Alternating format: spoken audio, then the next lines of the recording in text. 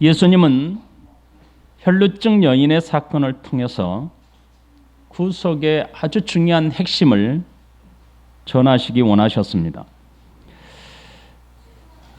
당시 유대인들과 유대인들을 따르는 유대인들을 지도하는 그들의 지도자들, 여기에는 아마 회당장도 그 속에 하나 있었을 것이고, 제사장, 그리고 당시 말씀을 가르치는 율법의 전문가였던 랍비들, 서기관들, 바리새인들, 이런 자들일 거예요. 지도자들이라면.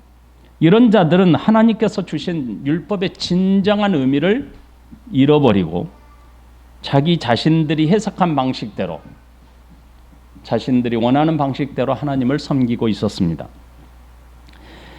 하나님께서 약속한 메시아, 곧 저들의 눈에 보이도록 성육신하신 인자로 오셨지만 저들은 믿지 못했습니다.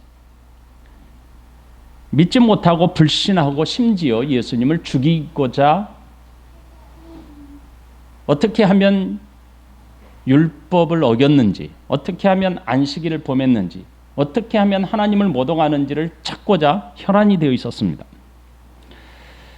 종교 지도자들 사이에서는 이렇게 예수님에 대한 적대감이 점점 고조되어 가고 있었고, 일반 대중에게는 많이 달랐습니다. 분위기가. 일반 대중들에게는 예수님의 기적과 이적들이 소문으로 퍼져나가기 시작했고, 기적과 이적을 통해서 사람들은 예수님에 대해서 인식하기 시작했습니다. 그것은 바로 예수님은 큰 능력을 행하시는 분이시다, 이렇게 사람들에게 소문이 나기 시작했습니다. 그러므로 많은 사람들은 이렇게 큰 능력을 행하시는 예수님을 따르기 시작했습니다. 그런데 아직까지, 오늘 본문에 이르기까지 그 누구도 예수님에 대한 정확한 신앙 고백을 하지 않았다는 데 문제가 있습니다. 아무도 예수님이 누구인지, 예수님에 대해서 정확하게 신앙 고백하는 사람이 아무도 없었습니다. 예수님은 지금까지 하나님 나라의 복음을 비유로 전하셨죠. 그리고 하나님 나라를 전하시고 그것을 뒷받침하는 기적과 이적을 통해서 예수님이 그 목적을 위해서 이 땅에 오신, 성육신하신 의미를 저들에게 보여주고 드러냈습니다. 그렇지만 백성들은 여전히 예수님의 메시지의 진정한 의미를 알지 못했습니다. 그렇지만 이 정도는 알고 있었죠. 큰 능력을 행하시는 예수님, 큰 능력을 행하시는 하나님의 사람, 하나님으로부터 보냄을 받은 사람이다, 이렇게 생각하기 시작했던 것이죠. 그러는 과정에서 오늘 본문에 나오는 혈루증 여인의 사건을 우리는 또 만나게 됩니다.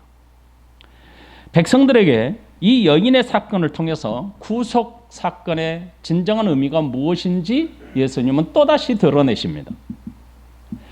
회당장 야이로는 예수님 발 앞에 찾아와 엎드렸습니다. 그리고 자신의 딸이 죽어가는 병에 걸렸으니 제발 자신의 딸을 살려달라고 예수님께 애원을 했습니다. 예수님은 이 회당장 야이로의 말을 듣고 회당장 야이로의 딸을 고치기 위해서 길을 나섰습니다. 그 과정에서 오늘 우리가 함께 나누고자 하는 혈루증 여인을 만나게 된 것입니다.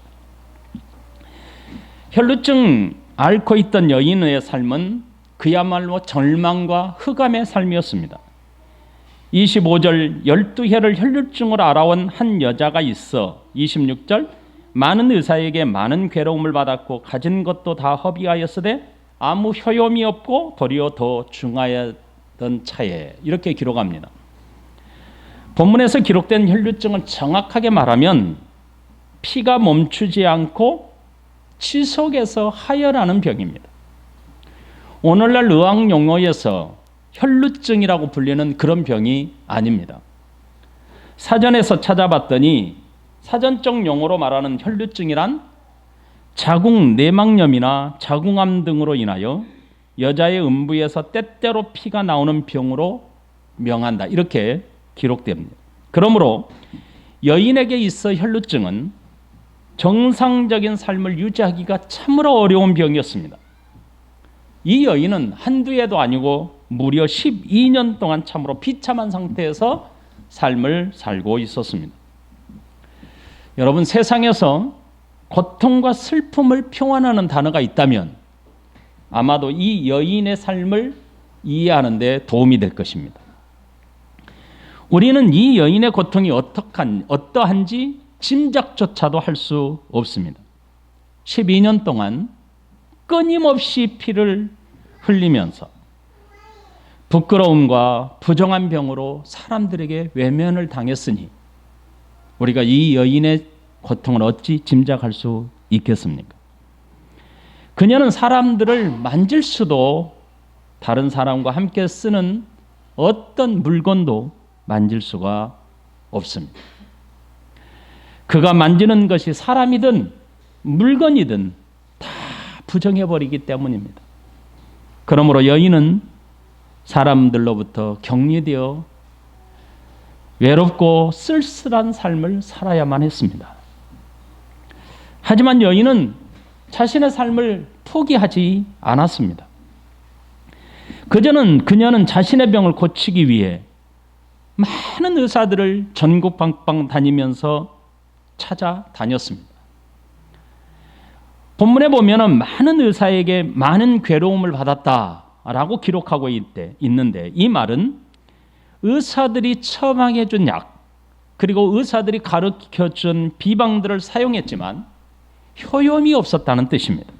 그리고 오히려 그것으로 인하여 더 큰 고통을 받았다는 뜻입니다. 12년 동안 많은 의사들을 찾아다녔으나 고침을 받기는커녕 오히려 이로 인해서 재산은 다 탕진해버리고 말았다고 합니다. 혈루증으로 고통하는 여인의 형편이 어떠한지를 오늘 본문 26절에서 이렇게 표현합니다. 많은 괴로움을 받았고 다 허비하였으되 아무 효용이 없고 더 중하였던 차에, 이런 단어입니다. 괴로움을 받았지만 많이 받았다는 뜻입니다. 재산을 허비하되 있는 것 다 허비했다는 뜻입니다. 약과 비방을 사용했지만 아무 효용을 겪지 못했습니다. 병은 차도가 없이 더욱 심각해져 가기만 했습니다. 여러분, 괴로움을 해결하고자 했지만 오히려 큰 괴로움만 남았을 때 이 여인의 심정이 어떠했겠습니까? 치료받고자 의사를 찾아다녔습니다. 하지만 남은 것은 자신에게 아무것도 없었습니다.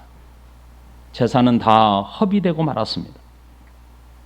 온갖 좋다는 처방과 비방을 사용했습니다. 하지만 아무런 효용이 없습니다. 여인의 병은 조금도 차도를 보이지 않고 오히려 점점 그의 마음과 육신을 나쁘게 이끌어가고 있었습니다. 이 불쌍한 여인, 세상에서 어찌 할까요? 이 불쌍한 여인이 할 수 있는 게 뭐가 있을까요? 마음은 점점 절망에 빠져가고 여인은 이 불치병에서 벗어나지 못하여 죽어가고 있습니다. 그런데도 이 여인은 실망하지 않고 포기하지 않고 12년 동안 할 수 있는 방법을 다 찾아보았습니다. 사람들도 찾아가 보았고 의사도 찾아보았습니다. 하지만 병은 점점 더 심각해져 갔습니다. 이로 인해 그의 마음은 절망으로 가득 차게 되었을 것이죠. 여러분, 우리말에 긴 병에 효자가 없다는 말이 있습니다. 그녀의 가족들은 이 여인을 포기할 수밖에 없었을 것입니다. 병은 병대로 깊어져 갔습니다. 남은 재산은 다 치료비에 쓰고 아무것도 남지 않았습니다. 여인에게 남은 것은 지긋지긋한 병과 가난이었습니다. 이제 여인은 죽을 날을 기다리는 절망 앞에 맞닥뜨리게 되었습니다. 이 가련한 여인은 사람들에게 부정한 여인으로 격리되어서 살아야만 했습니다. 이 마음이 어떠했을까요? 그녀의 마음은 절망 그 자체였을 것입니다. 가련한 여인의 마음을 위로해 줄 리가 세상에 있습니까? 세상에서는 아무도 없습니다. 이 가련한 여인이 마음으로 기댈 리가 있었습니까? 아무도 없었습니다. 사람들은 가련한 여인을 외면해야 했습니다. 그것이 율법이었습니다. 아마도 사람들은 이 여인을 위로하기보다 이렇게 수근거렸을 것입니다. 얼마나 더러운 짓을 했으면 저런 지독한 병에 걸렸을까? 사람들은 이 여인을 이해하려고 노력하기보다 서로가 비아냥거리며 수근거렸을 것입니다. 지은 죄가 얼마나 크면 저런 불치병에 걸렸을까? 하나님의 저주다, 저주. 이런 절망과 고통 속에 빠져 있는 여인에게 사람들에게 병을 고치고 귀신을 내쫓는 아주 크신 분이 예수님이라는 사실을 소문으로 듣게 되었습니다. 아무것도 할 수 없는 절망에 빠져 있는 여인에게 마음을 일으키는 소문이었습니다.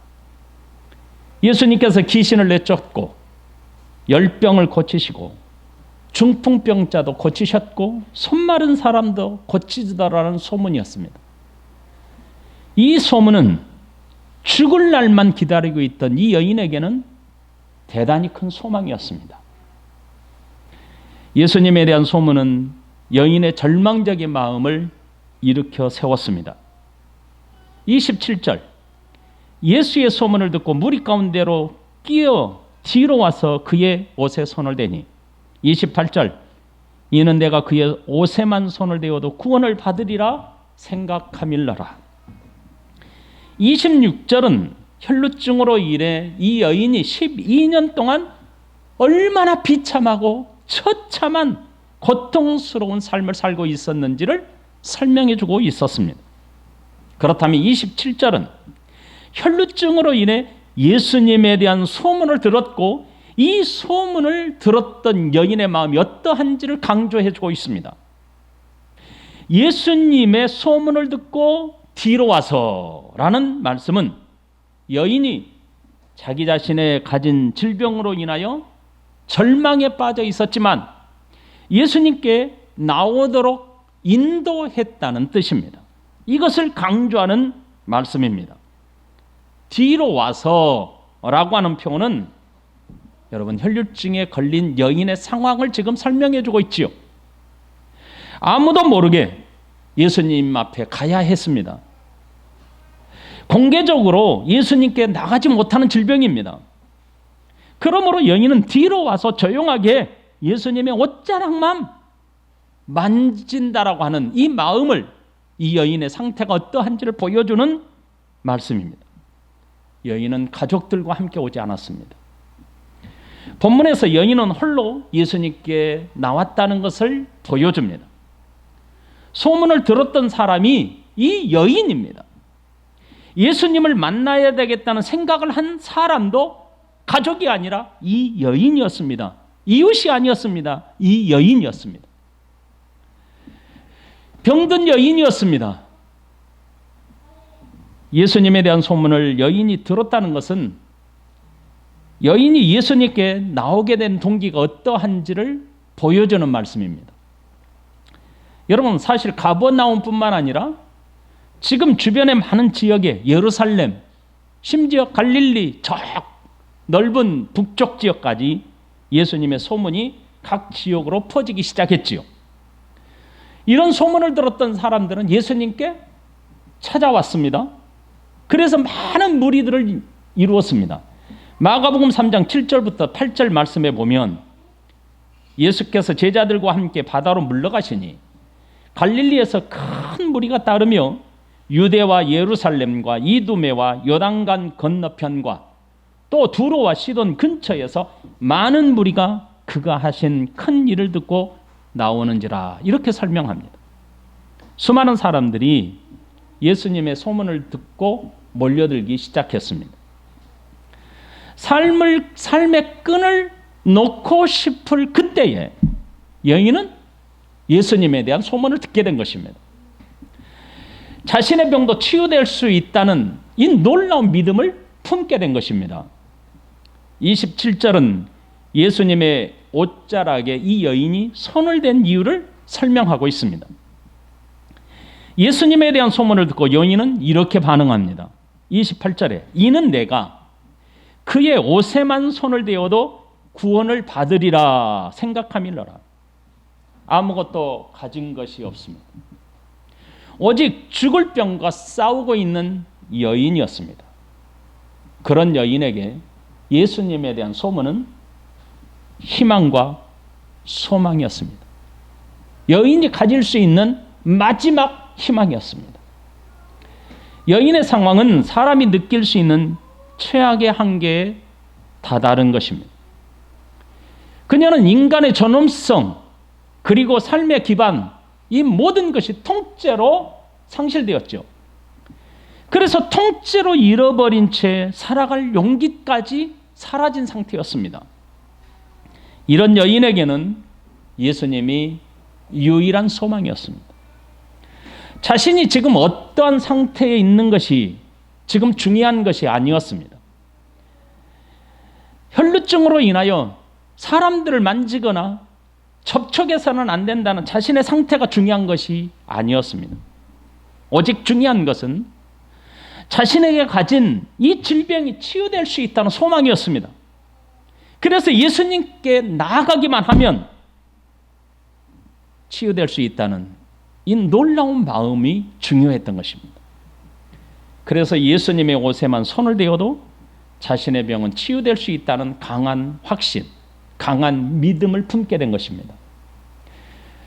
여러분, 여인의 모습을 저렇게 살펴보면, 깊이 있게 살펴보면 놀라움을 하나 발견하게 됩니다. 대부분 사람들은 예수님께 치료해 줄 것을 요청합니다.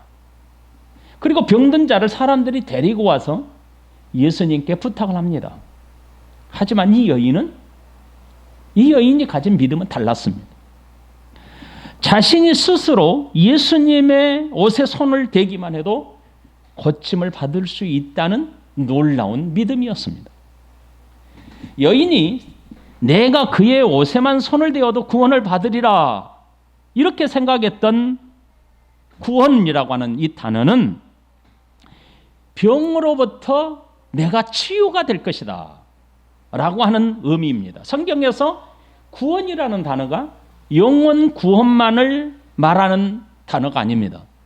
헬라어로 소조라는 단어인데 이 소조라는 단어는 어떤 것으로부터 무엇으로부터 매여 있는 상태에서 자유롭게 놓여 구원을 얻는다 이런 의미로 포괄적인 의미로 설명을 하고 있습니다. 여인은 자신의 병으로부터 놓여 자유를 얻게 될 것이다 이런 확신에 찬 믿음을 갖고 있었습니다. 여인은 병으로부터 구원을 얻게 될 것을 조금도 의심하지 않았습니다. 확신을 가지고 믿음을 가지고 있었다는 것을 오늘 본문에서 강조하고 있습니다. 예수님은 이런 여인의 마음을 이미 알고 있었습니다. 34절에 예수께서 이르시되 딸아 내 믿음이 너를 구원하였으니 평안히 가라 내 병에서 놓여 건강할지어다 이렇게 말씀합니다. 예수님은 여인이 가진 믿음, 여인이 가진 마음이 어떠한지를 이미 알고 있었습니다. 그러면서 말씀하시기를 내 믿음이 너를 구원하였다 이렇게 말씀하셨죠. 예수님은 병에서 나음을 얻었음을 구원하였다 이렇게 표현합니다. 여인은 마음으로 품은 소망, 마음으로 품은 이 확신을 생각으로 마음에서 멈추지 않았습니다. 여인은 무리 가운데 끼어 예수님의 뒤로 와서 아무도 모르게 예수님의 옷자락을 만졌습니다. 여인이 예수님께 나아간 동기가 일반적인 사람들과 달랐다는 것을 우리는 이미 살폈습니다. 대부분의 병자가 예수님께 나와서 내가 이런 병에 걸렸습니다. 나를 고쳐달라고 요구했습니다. 하지만 이 여인은 분명하게 달랐습니다. 병든 사람들은 예수님께 나와 자신의 병을 설명합니다. 그리고 자신이 이런 병에 걸렸으니 나를 고쳐달라고, 나를 고쳐주십시오라고 요청을 합니다. 하지만 여인은 자신의 병을 말하지 않습니다. 자신의 상황이 어떠한지를 밝히지 않습니다. 예수님께 자신의 병을 고쳐달라고 사정하지 않았습니다. 성경에는 이렇게 기록합니다. 무리 가운데로 끼어 뒤로 와서 그의 옷에 손을 대니 사람들 사이를 비집고 들어갔습니다. 예수님의 뒤로 가서 옷에 손을 댔습니다. 여인의 믿음이 어떠한지를 보여주는 말씀입니다. 여인이 일반적인 사람들과 다른 믿음을 가지고 있었다는 뜻입니다. 하지만 여인이 자신의 병을 고침받을 수 있다는 믿음이 있다고 하더라도 실제적으로 그 믿음을 실제적으로 그렇게 행동하기는 정말 어려운 일입니다. 왜 그런 줄 아십니까, 여러분? 이 여인은 율법에 의하여 부정한 여인이라고 정죄되었습니다. 부정한 사람은 사람을 가까이 해서는 안 됩니다. 접촉해서도 안 됩니다. 그러므로 율법을 아는 자들에게는 이 여인이 예수님에게 가기 위하여 사람을 비집고 들어간다든지 아니면 예수님의 옷자락을 만진다는 것은 도저히 상상할 수도 없는 일입니다. 그러므로 여인이 사람을 만지거나 가까이 해서는 결코 안 됩니다. 만일 사람들과 접촉하는 것이 금지된 여인이 예수님의 옷장을 만지려고 한다는 사실, 사람들을 비집고 들어가다가 걸리기라고 한다면 이 여인은 그 자리에서 죽음을 각오해야만 했습니다. 그러므로 그런 행동을 실제적으로 마음에 품은 확신을 가지고 그 확신을 마음속에 있다 할지라도 실제적으로 그 행동을 옮긴다는 것은 대단히 이 여인에게 어려운 일이었습니다. 확신에 찬 믿음이 아니었다면, 내가 예수님의 옷자락만 만져도 구원을 얻겠다라는 이 확신에 찬 마음이 아니었다면 할 수 없습니다. 율법에 의하면 이 여인은 부정하기 때문에 사람들로부터 격리되어 있어야 합니다. 여인이 예수님의 옷자락을 잡으면 치료를 받겠다고 한 생각은 놀랍게도 이 여인 스스로 율법이 정한 것을 어기겠다는 뜻입니다. 부정한 여인으로 사람들 가까이 접근할 수 없었기 때문에 만일 예수님을 만진다면 자신의 부정함이 예수님에게까지 전이되어 예수님까지 부정하게 된 것입니다. 그러므로 여인의 믿음은 일반적인 사람들이 가진 믿음을 초월한 것입니다. 이런 확신이 없이는 이 여인이 예수님을 만질 수도 없고 가까이 갈 수도 없고 사람들을 비집고 들어갈 수도 없었던 것입니다. 여인이 예수님의 옷에 손을 대자 곧 자신의 병이 나은 줄을 스스로 즉시 깨달아 알았습니다. 29절에 보면 이에 그의 혈로 근원이 곧 마름에 병이 나은 줄을 몸에 깨달으니라. 사람들 사이에 끼어 간신히 예수님의 옷자락을 만지자 즉시 그의 몸에 변화가 일어났습니다. 혈루의 근원이 마른 것입니다. 12년 동안 붙들고 있었던 병이 순간에 치료가 된 것입니다. 12년 동안 여인의 삶을 괴롭혔던 병이 치료가 된 것입니다. 치료는 여인이 예수님의 옷자락에 손을 대는 순간 즉시 일어났습니다.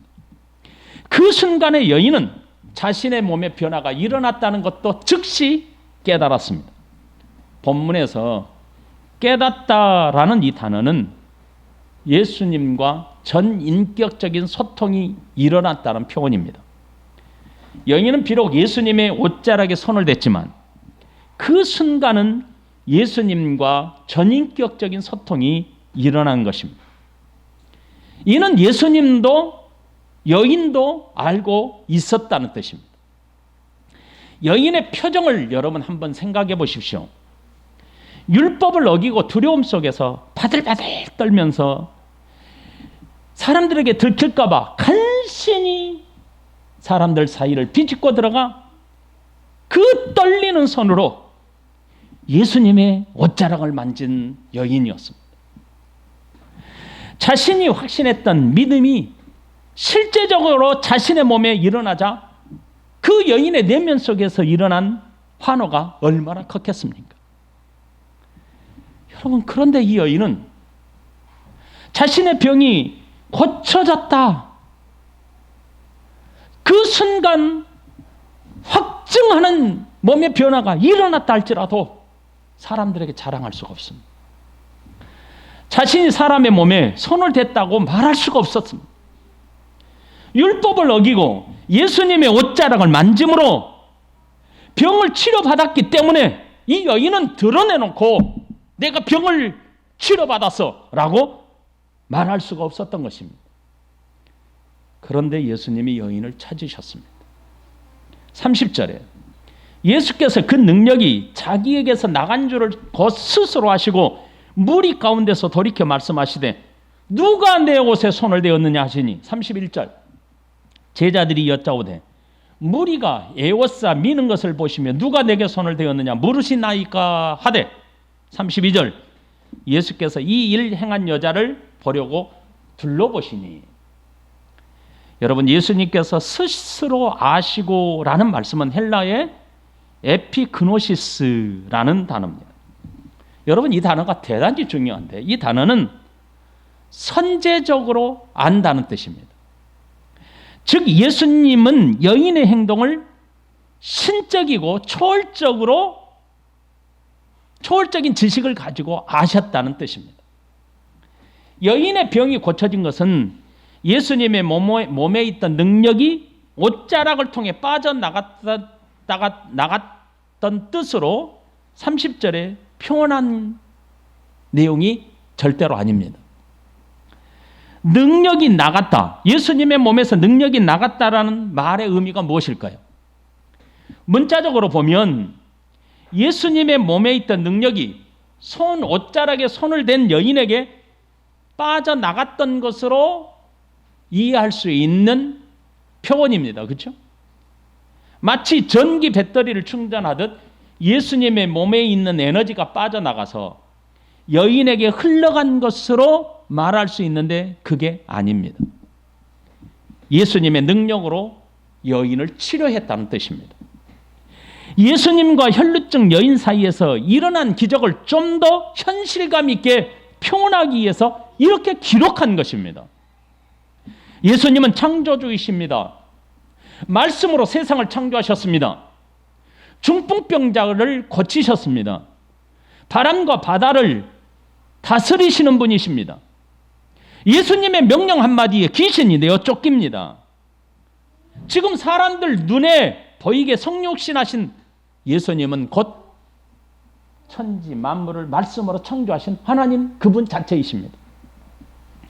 그러므로 하나님이신 예수님은 그의 능력으로 여인을 치료하신 것입니다. 이미 29절에서 여인이 예수님의 옷자락에 손을 대는 순간 예수님도 이미 그 사실을 소통함으로 알고 있었습니다. 예수님은 여인의 믿음을 이미 간파하고 계셨고 옷자락에 손을 대는 순간 아신 것이 아니라 신적으로 선제적인 지식을 가지고 이미 알고 계신 것입니다. 29절에서 여인이 몸에 깨달았다라고 한 단어에서 예수님과 여인이 전인격적인 소통이 있었다는 의미임을 살폈습니다. 그리고 오늘 본문에서 30절에서 예수님께서 능력을 행하셨음을 아셨다라고 하는 이 단어에서 이미 신적이고 초월적인 지식으로 여인을 선제적으로 아셨다는 의미입니다. 이미 여인이 예수님의 옷에 손을 대기도 전에 신적이고 초월적으로 선제적으로 아신 예수님께서 누가 내 옷에 손을 대었느냐라고 물으신 것입니다. 심지어 32절에서도 예수님께서 여자를 보려고 둘러보시기까지 했습니다. 30절에서 예수님께서 행하신 의도가 31절에서 힌트를 얻을 수 있습니다. 여인은 자신이 치료받았다는 사실을 숨기고 싶고 은밀하고 조용하게 치료받고 싶었을 것입니다. 율법을 어긴 두려움에 사로잡혀 있었고 자신의 병을 숨기고 사람들 사이를 비집고 들어와 예수님의 옷자락을 만졌다는 사실을 숨기고 싶었을 것입니다. 또 다른 이유는 12년 동안 고통당했던 이 병, 사람들에게 드러내기도 힘들고 부끄럽게 여기고 수치스럽게 여겼던 병이었습니다. 그러므로 여인은 사람들 앞에서 이 병이 비록 치료가 되었지만 자신의 과거의 모습을 말하기가 정말 어려웠을 것입니다. 그런데 예수님은 이런 여인의 생각을 아시고 오히려 주변 사람들과 제자들과 수많은 사람들에게 이 여인의 병을 공개적으로 드러내시고자 했습니다. 단순히 여인의 병을 고쳤다는 것이 중요한 게 아니기 때문입니다. 예수님은 이 여인을 만나기 위해서 길을 나섰고 병이 치료된 이 여인이 예수님이 왜 여인을 치료하셨는지 그 의도를 드러내시고자 이 여인을 둘러보신 것입니다. 이 의도를 위해서 야이로의 딸을 살리기 위해 길을 나섰던 것 아닙니까?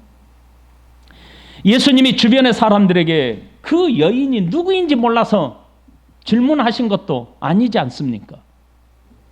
예수님께서 누가 내 옷에 손을 대었느냐라고 물으시자 제자들은 이렇게 많은 사람들이 밀치고 지나가고 있습니다. 그런데 예수님은 그런 의미도 없는 질문을 왜 하십니까? 라는 뜻으로 예수님께 답했습니다. 제자들의 질문은 주변에 있는 수많은 무리들과 같은 생각이었을 것입니다. 수많은 사람들이 예수님을 밀고 당기면서 예수님을 따르고 있었기 때문에 수많은 사람들, 그 중에 병든 자가 없었을까요? 몸에 병 하나라도 없었을까요? 수많은 사람들이 예수님의 옷에 손을 대고 예수님의 몸에 손을 대는 것은 당연한 일이었습니다. 제자들은 예수님께 이 당연한 것을 질문했던 것입니다. 이런 제자들과 사람들에게 예수님은 일부러 여인을 찾으십니다. 예수님께서 질문하신 것이 아니라 일부러 주위를 둘러보시기까지 하셨습니다. 예수님과 제자들과의 대화가 본문에서는 아주 짧게 기록되어 있습니다.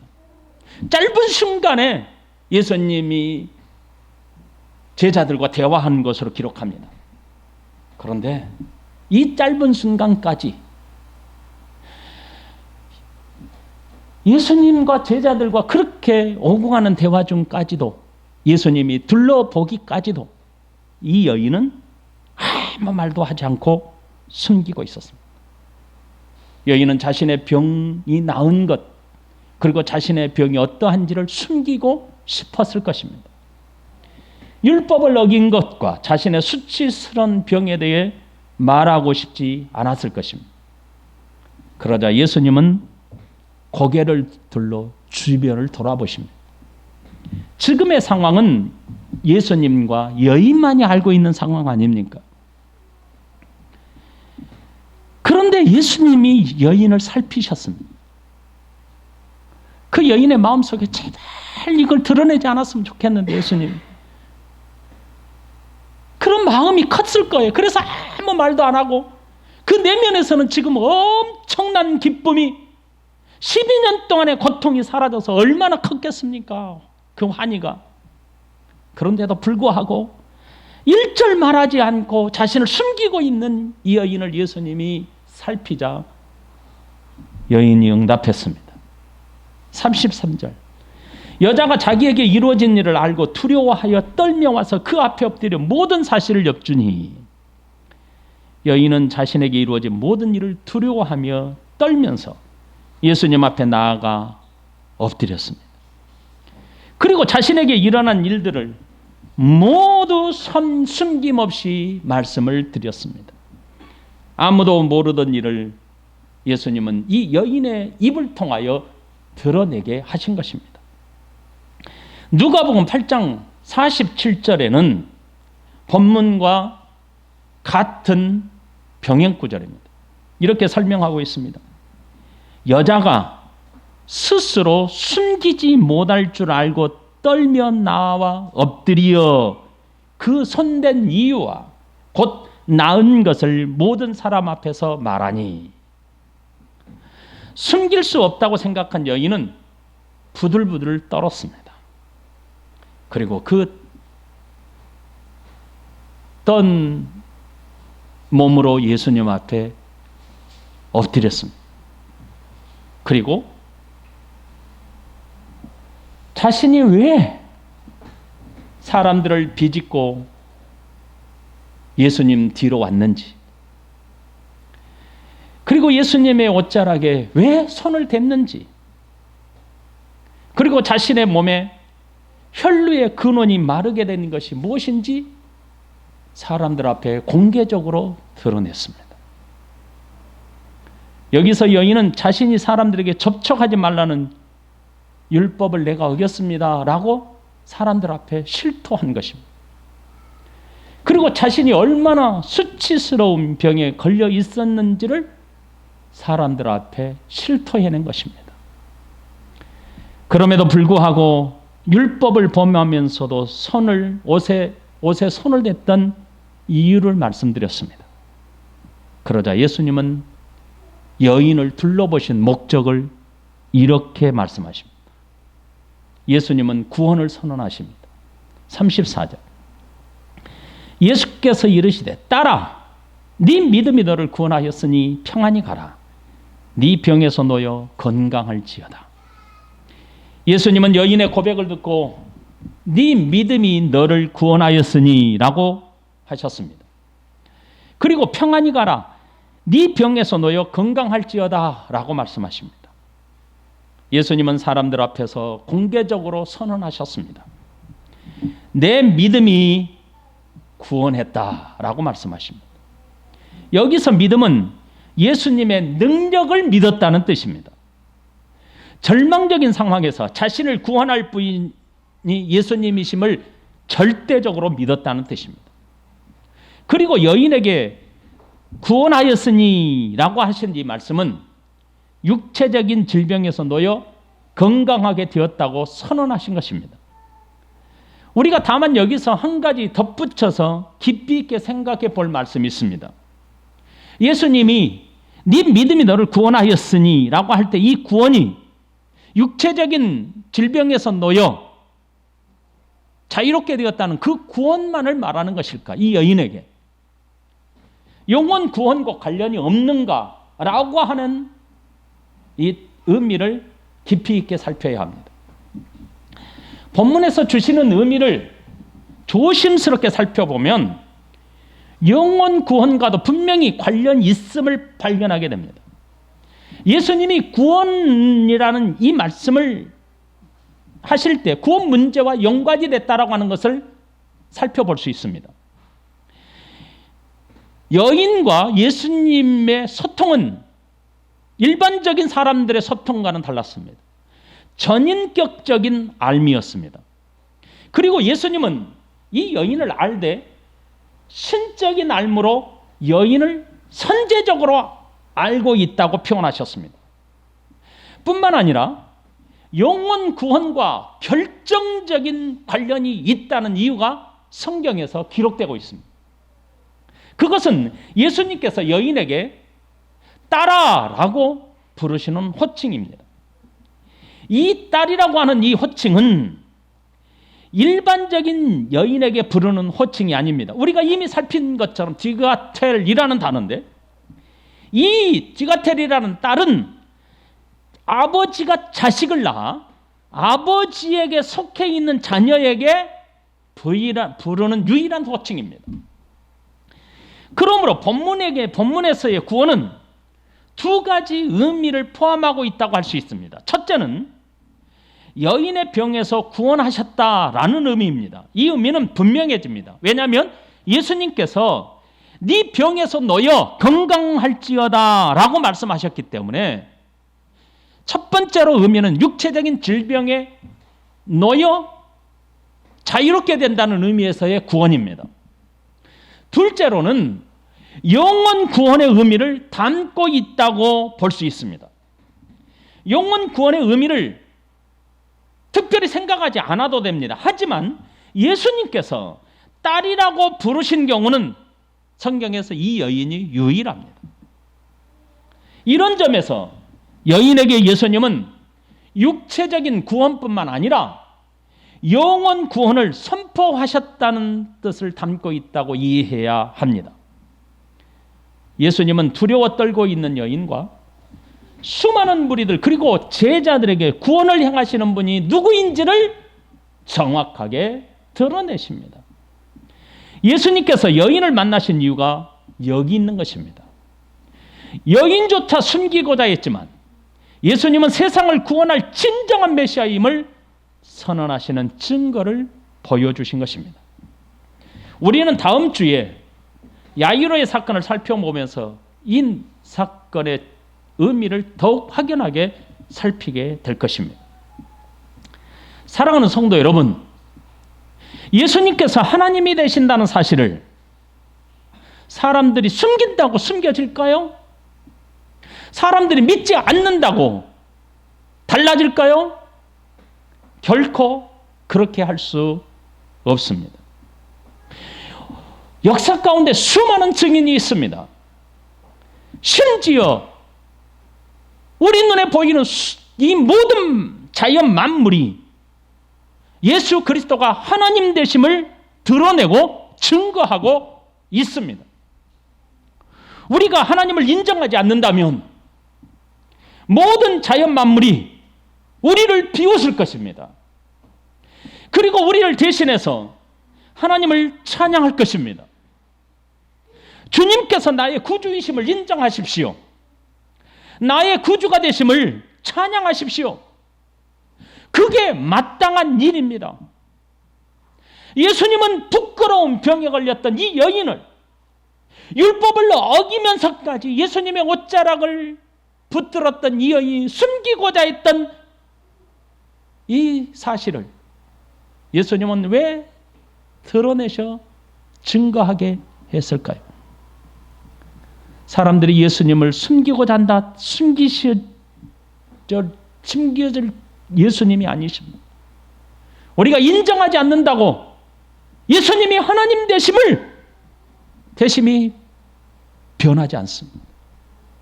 그러므로 저와 여러분들이 예수님이 나의 구주가 되심을 고백하십시오.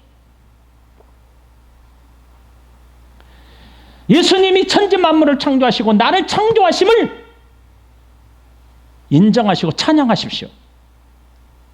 나를 구원하신 나의 구주 되심을 고백하십시오. 이것만이 사람다운 삶, 구원 얻은 하나님의 사람, 마땅한 삶을 사는 유일한 길입니다. 기도하십시다.